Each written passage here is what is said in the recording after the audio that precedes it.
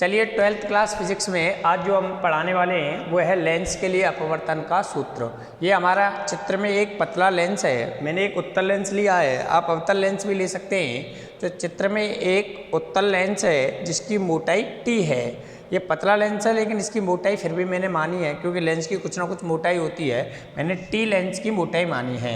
इसके द्वारा जो वस्तु का प्रतिबिंब है O के द्वारा I पर बनता है। परंतु बच्चों ये दो स्टेपों में पूर्ण होता है। पहले जो है यानी इस लेंस की मुख्य अक्ष पर स्थित वस्तु का जो प्रतिबिंब O है, O का प्रतिबिंब कहाँ बनेगा? I पर बनेगा। परंतु पहले पृष्ठ द्वारा इसका प्रतिबिंब I डैश पर बनता है और I डैश दूसरे पृष्ठ के लिए बिंदु वस्तु का कार्य करता है जिसका प्रतिबिंब I पर बनता है। तो ये स्टेप फर्स्ट में क्या होता है कि लेंस के पहले वक्र पृष्ठ से बिंदु वस्तु O का प्रतिबिंब कहाँ बन रहा है? I डैश पर बनना है। तब जो वस्तु की दूरी होगी, इस बिंदु से वस्तु की जो दूरी होगी इस पृष्ठ से P1 अगर ये पोल है पृष्ठ का, तो इस पृष्ठ से बिंदु O की दूरी होगी U। तो वस्तु की दूरी कितनी हो गई? U। प्रतिबिंब की जो दूरी होगी इस पृष्ठ से यहाँ तक I डैश तक V डैश क्या होगी? V डैश होगी। इसी प्रकार अपवर्तनांक क्या होगा? क्योंकि लेंस के माध्यम का अपवर्तनांक n है तो किरण वायु से लेंस में जा रही है अर्थात कांच में जा रही है, इसलिए अपवर्तनांक हो गया n। वक्रता त्रिज्या होगी, पहले वक्र पृष्ठ की वक्रता त्रिज्या होगी r1, तो इसलिए ये हो गई r1। तब गोलीय पृष्ठ का अपवर्तन का फॉर्मूला आपने पढ़ा था n/v - 1/u n-1/r। तो इसमें अगर वैल्यू पुट करूँ मैं तो n वस्तु प्रतिबिंब की दूरी v dash -1/u n-1/r1, equation number first. इसी प्रकार दूसरे वक्र पृष्ठ के लिए I डैश क्या कर रहा है? बिंदु वस्तु का कार्य कर रहा है। तो दूसरे पृष्ठ के लिए I डैश बिंदु वस्तु का कार्य कर रहा है जिसका प्रतिबिंब कहाँ बन रहा है? मेरा I पर बन रहा है। कहाँ बन रहा है? I पर बन रहा है। तब मैंने वस्तु की जो दूरी होगी वो इस स्थान से और इस स्थान की जो दूरी होगी I डैश, तो V डैश माइनस T होगी, क्योंकि इससे ये V डैश था और ये T मोटाई का, तो T हटा देंगे तो क्या बचेगा? V dash minus T। तो वस्तु की दूरी क्या हो गई? V dash minus T। प्रतिबिंब की जो दूरी होगी वो V होगी। कैसे होगी? P से I तक की जो दूरी होगी वो V होगी।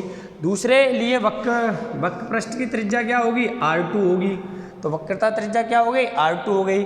अपवर्तनांक क्या होगा? 1/n होगा, क्योंकि जो किरण है पहले किस में से जा रही थी? वायु से, गिलास में। अब कहाँ से जा रही है? गिलास से वायु में जा रही है, इसलिए अपवर्तनांक हो जाएगा 1/n।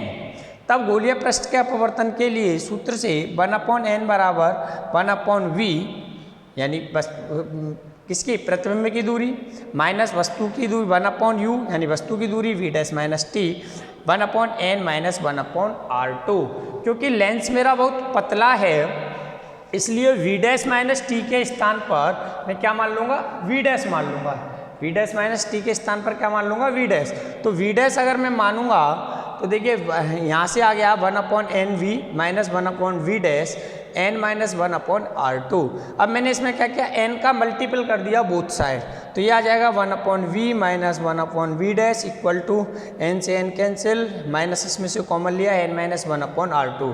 समीकरण 1 में अगर मैं प्लस करता हूँ तो n/v डैश दोनों में माइनस प्लस है इसलिए कैंसिल हो जाएगा, तो 1/v minus 1/u n-1 1/r1 minus 1/r2। Okay, हमारा जो सूत्र प्राप्त हो रहा है पतले लेंस के लिए अपवर्तन का, वो प्राप्त होता है 1/v माइनस 1/u बराबर n-1 1/r1 माइनस 1/r2। यदि वस्तु अनंत पर स्थित हो, यदि वस्तु अनंत पर स्थित हो, अनंत पर स्थित हो तो उसका प्रतिबिंब कहाँ है? तो उसका प्रतिबिंब कहाँ मिलता है? तो उसका प्रतिबिंब कहाँ मिलेगा? बताइए, अरे भाई बताओ ना। फोकस पर प्राप्त होगा। कहाँ प्राप्त होगा? फोकस पर प्राप्त होगा। यानी अर्थात जो u मेरा होगा अगर अनंत पर है, आपको पता है अगर कोई वस्तु अनंत पर स्थित है तो उसका प्रतिबिंब कहाँ मिलता है? फोकस पर मिलता है। यानी v बराबर क्या होगा, f होगा। और अगर मैं इसमें u बराबर और v बराबर f रखूँगा तो क्या प्राप्त होगा, 1/f माइनस 1 अनंत। अगर मैं इस समीकरण इक्वेशन नंबर 3 था मेरा ये, तो n minus 1/r1 minus 1/r2। तो 1/f इक्वल टू क्या आ गया, n minus 1/r1 minus 1/r2। ये मेरे पतले लेंस के लिए फोकस दूरी का फॉर्मूला प्राप्त हो गया। किसके लिए मिल गया, पतले लेंस के लिए फोकस दूरी का फॉर्मूला। अगर समीकरण 3 और 4 को मैं तुलना कर दूं, समीकरण 3 व समीकरण 4 से, देखते हैं समीकरण 3 ये था मेरा, समीकरण नंबर 4 ये है, तो दोनों की मेरी राइट हैंड साइड बराबर है, इसलिए लेफ्ट हैंड साइड भी बराबर हो जाएगी 1/v माइनस 1/u। ये आप हाई स्कूल में पढ़ते थे, ये फॉर्मूला आपने हाई स्कूल में पढ़ा था लेंस की फोकस दूरी के लिए, 1/f बराबर 1/v माइनस 1/u। यही पतले लेंस के लिए फोकस दूरी का सूत्र है। देखिए, हमें इस सूत्र का अगर न्यूमेरिकल में ध्यान रखना है, हम पढ़ते हैं कि उत्तल लेंस की फोकस दूरी पॉजिटिव होती है, अवतल लेंस की फोकस दूरी नेगेटिव होती है। तो वो कैसे आती है, अगर मेरा लेंस उत्तल है, केस फर्स्ट, यदि मेरा लेंस उत्तल है, यदि लेंस मेरा क्या है, उत्तल है,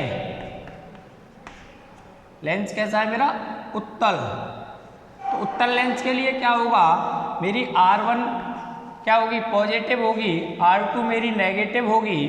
तो 1/f बराबर n माइनस 1/r1। अगर इसमें फॉर्मूले में मैं क्या रख रहा हूँ, R1 और R2 रख रहा हूँ, मेरी R1 क्या होगी, पॉजिटिव, R2 क्या होगी, नेगेटिव, तो मैं रखूँगा R1 प्लस 1/r2, क्योंकि ये प्लस है भाई, नेगेटिव है, नेगेटिव नेगेटिव पॉजिटिव हो जाता है, तो 1/r2। तो ये वैल्यू मुझको क्या मिल रही है, धनात्मक, इसलिए फोकस दूरी मुझको कैसी मिलती है, उत्तल लेंस की पॉजिटिव मिलती है। अगर यही लेंस अवतल होता, यही लेंस अवतल होता तो मेरी R1 मेरी नेगेटिव होती और R2 मेरी पॉजिटिव होती, और 1/f बराबर मुझको नेगेटिव मिलता।